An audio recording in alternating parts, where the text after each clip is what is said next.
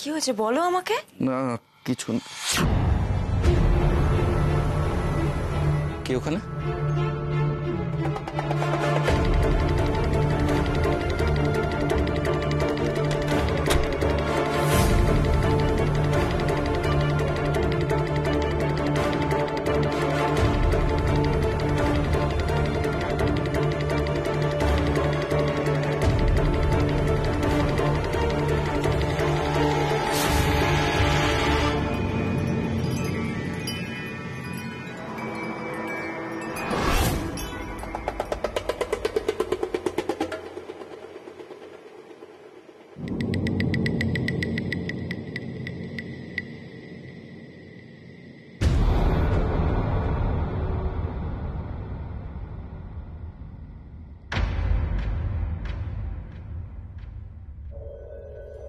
বিক্রম, কি খুঁজছো তুমি? কি খুঁজছো মানেটা কি?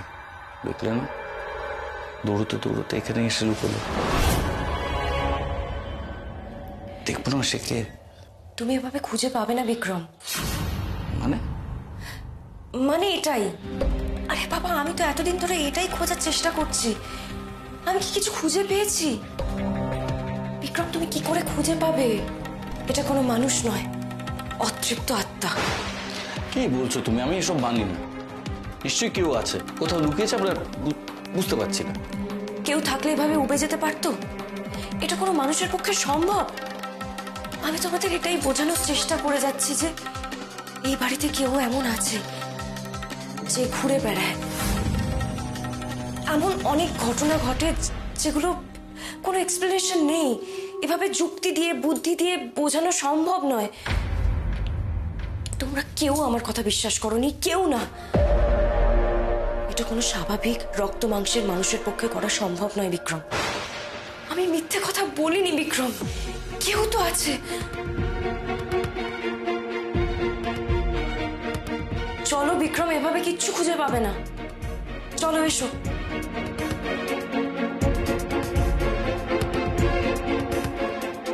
কি করে সম্ভব এটা?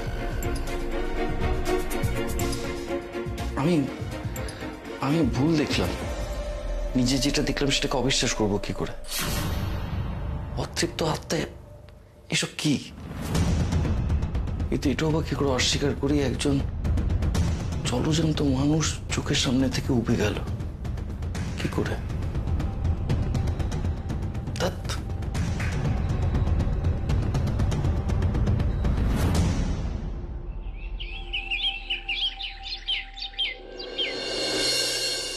কি অনু এই সমস্ত করছে ওই বাড়িতে?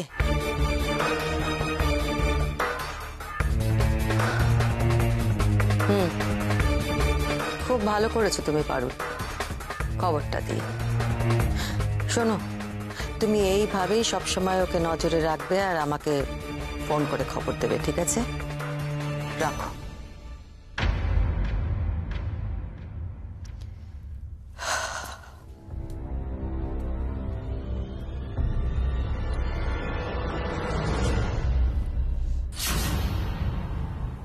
অনু কিন্তু খুব বাড়াবাড়ি করছে।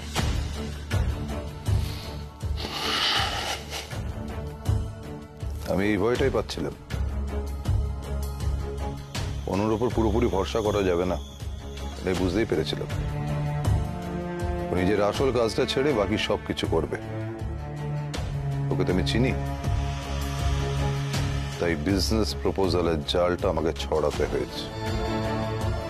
আর বিভূতি দস্তিদার সেই জালে পাটাও দিয়েছে।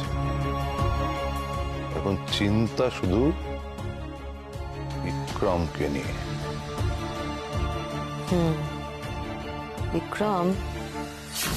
বিক্রম যথেষ্ট বুদ্ধিমান একটা ছেলে, সুতরাং আমাদের যা করতে হবে ওর থেকে সামলেই করতে হবে, বুঝতে পেরেছ? হ্যাঁ, বিক্রম বুদ্ধিমান বটে, তবে আমার চেয়ে বেশি বুদ্ধি ওর নেই।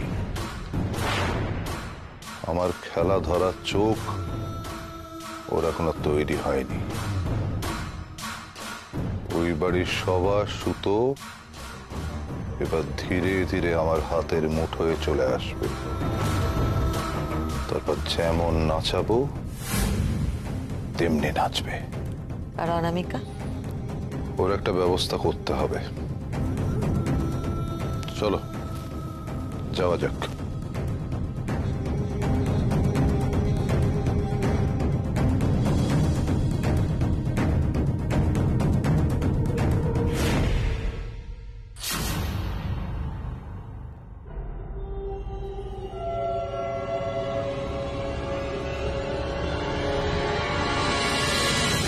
একটা কিছু তো গোলমাল আছে,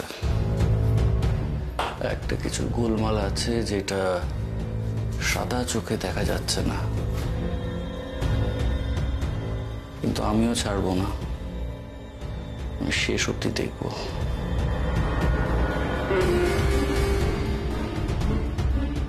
ছায়ামূর্তি যখন এই ঘরে এসে মিলিয়েছে,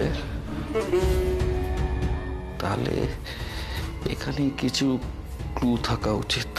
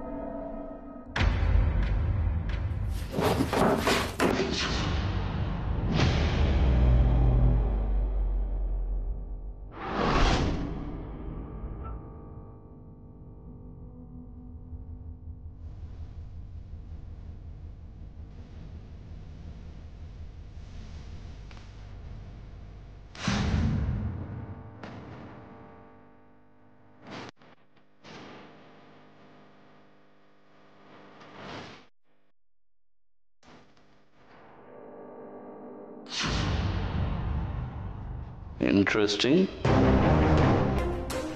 এবারের ভূত দেখছি জামা কাপড় পরে আর সেগুলো ছেড়েও যায়। Very interesting.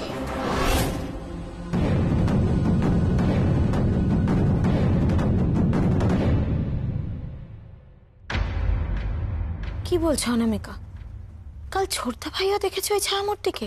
হ্যাঁ দেখেছে মহুয়া, তারপরও বলছে ওটা ভূত নয়। আমি বুঝতে পেরেছি কেন এমন বলছে। কেন? দেখো, তুমিই তো বললে ছোটদা ভাই এটা মানতে চায় না যে জিনি কোনো খারাপ কাজ করেছে। যেমন এটা মানতে চায় না, তেমন এই কথাটাও ছোটদা ভাই ডিনাই করছে। আচ্ছা দেখো, ছোটদা ভাইকে যদি এই ছায়ামূর্তির ব্যাপারটা মানতে হয়, তাহলে তো ছোটদা ভাইকে এটা মানতে হবে যে এটা জিনির ছায়ামূর্তি।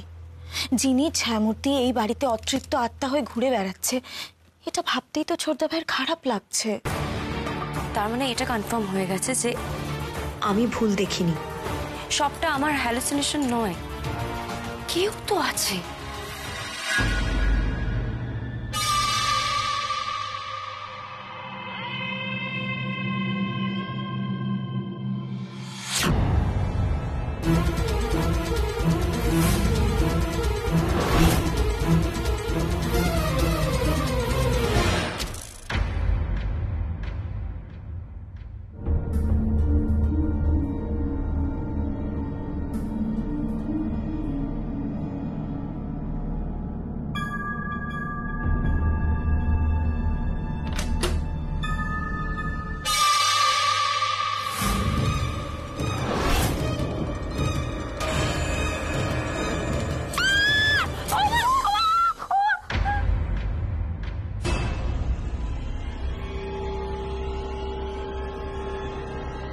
চাবিটা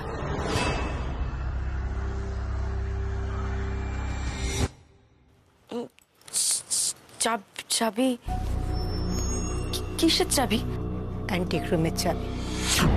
জায়গার জিনিস জায়গায় না থাকলে আমার খুব অসুবিধা হয় ম্যাডাম।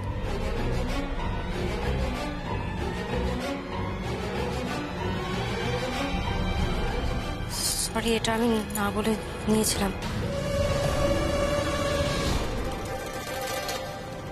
এরকম ভুল যেন আর না হয়। না বলে কোনো ঘরে ঢুকে পড়লে কখন কি ঘটে যায় কে বলতে পারে ম্যাডাম।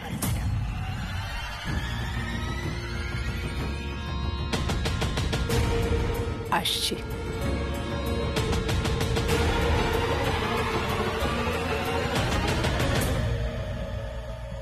এই বাড়িতে একটাই ভূত আছে মহুয়া, জানো তো?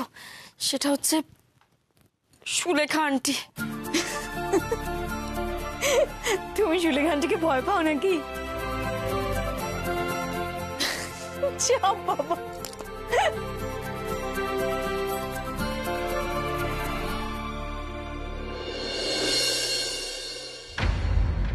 সরি সরি সরি সরি সবাইকে সরি, মানে একটু দেরি হয়ে গেল ভাগ্নে, মানে সরি। ঠিক আছে, অভ্যাস হয়ে গেছে। হ্যাঁ, ব্যাপার কি বিক্রম, তুমি আজ অফিস যাওনি, আমাদের সবাইকে এখানে ডেকে আনলে, কি হয়েছে কি? আমার তোমাদের সবার সাথে জরুরি কথা আছে। কি ব্যাপারটা কি বলতো? কাল অনামিকা আমাদের সঙ্গে কথা বলবে বলে আমাদেরকে এখানে ডেকে আনলো, এনে একটা বম ব্লাস্ট করলো। আজকে তুই বলছিস আমাদের সঙ্গে কথা আছে, তোরা কি করতে চাইছিস বলতো? আজকে যে কথাটা বলবো সেটা সবার সামনে বলাটা খুব ইম্পর্টেন্ট, আর আমি যে কথাটা বলবো সেটা অনামিকাকে নিয়ে। আমাকে নিয়ে? হ্যাঁ অনামিকা, তোমাকে নিয়ে। তুমি বহুদিন ধরে আমাকে বলছো তুমি রাত্রিবেলায় এ বাড়িতে বিভিন্ন রকম কাণ্ড কারখানা ঘটে সেগুলো দেখো। ইনফ্যাক্ট তুমি এটাও দেখো যে রাত্রে কেউ একজন আমাদের বাড়িতে হেঁটে চলে বেড়ায়, তাই তো? হ্যাঁ বলেছি তো। আর আমরা তোমাকে বারবার বলেছি এটা তুমি যা যা দেখেছো তা তোমার কল্পনা, তুমি হ্যালুসিনেট করেছো, এরকম আদৌ কিছু ঘটে না, তাই তো? হ্যাঁ বলেছো তো। কি হচ্ছেটা কি বিক্রম, কি বলতে চাইছো তুমি? না হঠাৎ এই প্রসঙ্গ উঠলোই বা কেন? প্রসঙ্গটা উঠলো কারণ এই বিষয়ে আমি কিছু কথা বলতে চাই, আর আমি যে কথাটা বলতে চাই সেটা তোমাদের সবার জানা খুব প্রয়োজন। অনামিকা আজ পর্যন্ত যা যা বলেছে তার প্রত্যেকটা কথা সত্যি।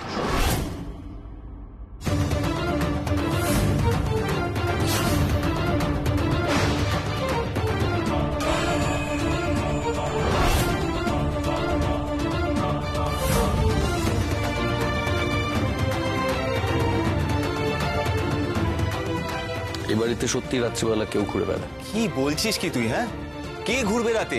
তোর মাথাটা কি গেছে? আমার মাথা একদম ঠিক আছে, কিন্তু আমি নিজের চোখে যেটা দেখেছি সেটা তো অস্বীকার করতে পারি না। কি নিজের চোখে দেখেছো মানে?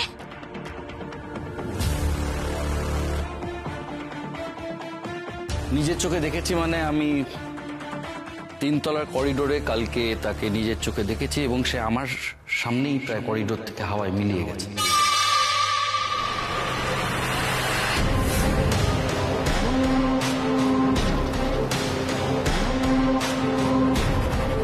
কি বলছো তুমি বিক্রম?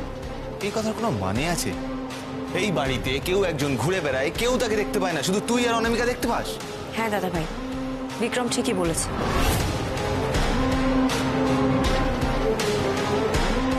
আমি এটা আগেও তোমাদের বলেছি, তোমরা কেউ বিশ্বাস করোনি আমার কথা। বারবার ভেবেছো যে আমি হ্যালুসিনেট করছি, কিন্তু আমি হ্যালুসিনেট করছি না। অনামিকা হ্যালুসিনেট করছে না। অনামিকা, তুমি হ্যালুসিনেট করছো না। তুমি যাকে দেখছো তাকে হ্যালুসিনেট করা সম্ভব নয়, আমি তো বলছি।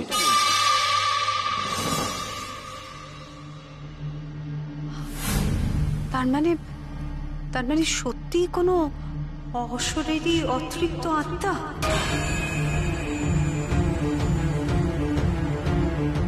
আরে দৌড় বাবা, এসব কি বলছো কি তুমি? হ্যাঁ, এও কখনো সম্ভব নাকি? আমি তো বলছি না, বলছে বিক্রম।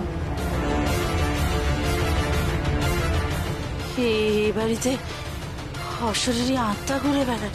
না, আমি কখন বললাম এই বাড়িতে অশরীরী আত্মা ঘুরে বেড়ায়?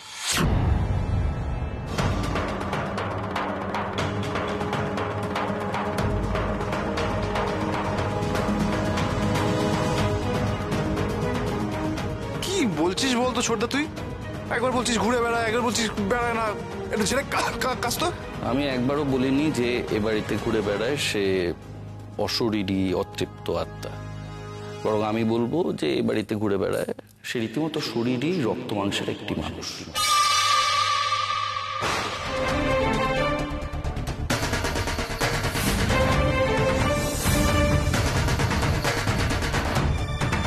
তুমি এটা কি করে বলছো বিক্রম?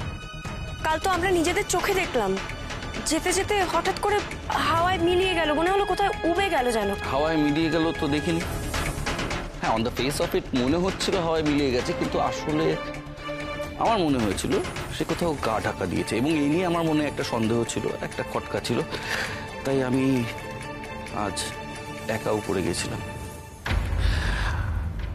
আর সেখানে আমি এটা পেয়েছি।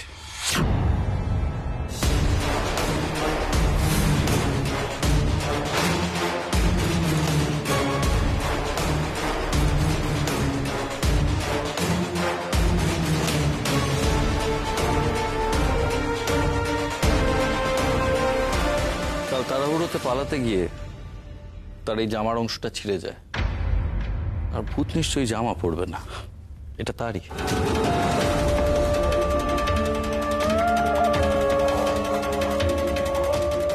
না ঠিক আছে, কিন্তু ভাগ্নে একটা জিনিস বলে, মানে কে সেই মানুষ, কে এরকম ভাবে জামা পরে হাওয়ায় ঘোরে? তুমি বলো বিক্রম, তোমার কি মনে হয় কে ওই ছায়ামূর্তি? সেটাই তো বুঝতে পারছি না।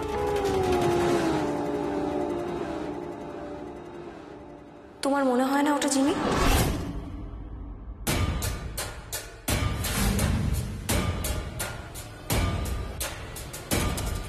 না না, কি বলছো অনামিকা? এটা অসম্ভব। কেন কেন অসম্ভব? আরে কি কেন, মানে মানে আমি আমি আমি নিজে তার দেহ শনাক্ত করে এসেছিলাম। কিন্তু পোশাক দেখে যে মনে হয় অবিকল জিনি, তাই না?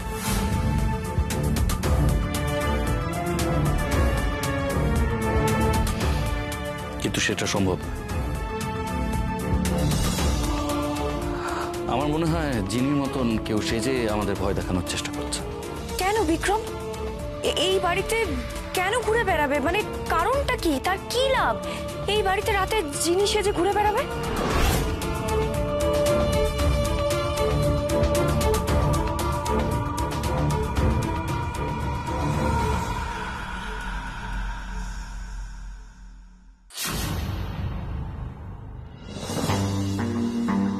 কি ব্যাপার, ভুল সময় এসে পড়লাম নাকি? মনে হচ্ছে বড় সড়ো ফ্যামিলি মিটিং চলছে।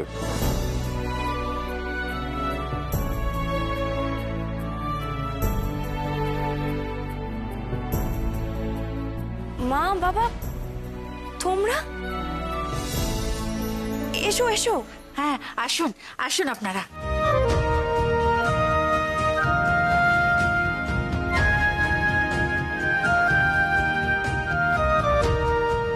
বসুন বসুন।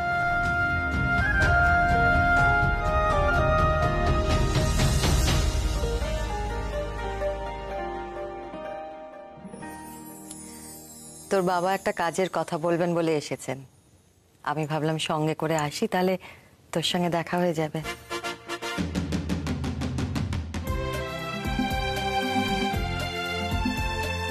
বসুন, আমি চা জল খাবার নিয়ে আসছি। মহুয়া, এক মিনিট, আমিও তোমার সঙ্গে যাচ্ছি, চলো। ও মা, কি দরকার তোমাদের দুজনের যাওয়ার? বাড়িতে তো লোক আছে, তুমি বরং বসো, বাবা মার সাথে একটু গল্প টল্প করো।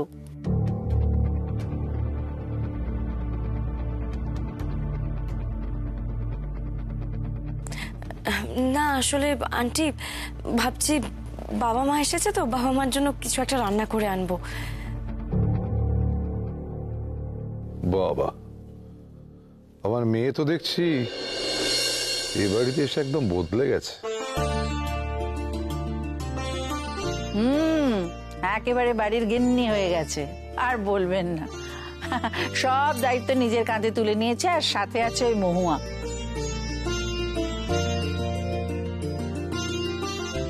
আমাকে তো ছুটি দিয়ে দিয়েছে।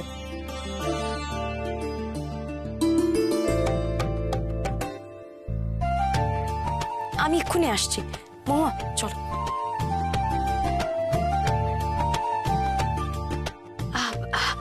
আমিও বরং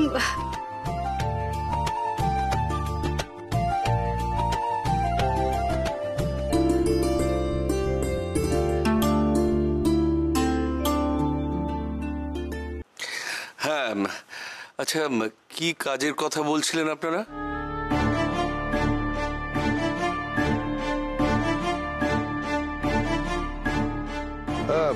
আসলে আমি ভাবছিলাম বিক্রমকে নিয়ে একটু মলের যে সাইটটা রয়েছে সেটা দেখে আনবো, ওসব দেখে বুঝে নিক।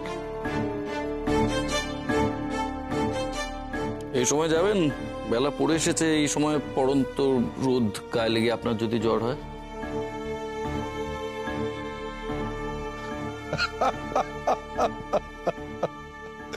না বিক্রম, ওসব জ্বরজারি আমার হয় না। আমি আয়রন ম্যান। আমার শেষ জ্বর বোধহয় ছোটবেলায় হয়েছিল, তুমি কখনো দেখোনি? হ্যাঁ,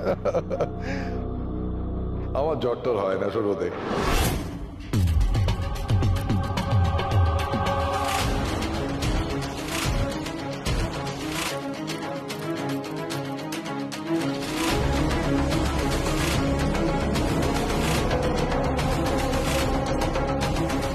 তোমার তো আবার পড়ন্ত বিকেলের রোদ গায়ে লাগলেই জ্বর আসে। তুমি কি করে জানলে পড়ন্ত বিকেলের রোদ গায়ে লাগলে আমার জ্বর হয়? এই কথাটা তো একজনই জানতো। মানে আসলে আমার বাবারও এরকম হয়, তাই ভাবলাম তোমারও যদি হয়। কিন্তু এতে এত অবাক হওয়ার কি আছে? গঙ্গার ঘাটে অনামিকা তার মানে মিথ্যে বলেছে, কিন্তু কেন? তাহলে কি আমার প্রশ্নটা এড়িয়ে যেতে অনামিকা মিথ্যে বলল? এর মানে কি আমার মনে যে সন্দেহ দেখা দিচ্ছে সেটাই ঠিক? তাহলে কি অনামিকাই চিনি?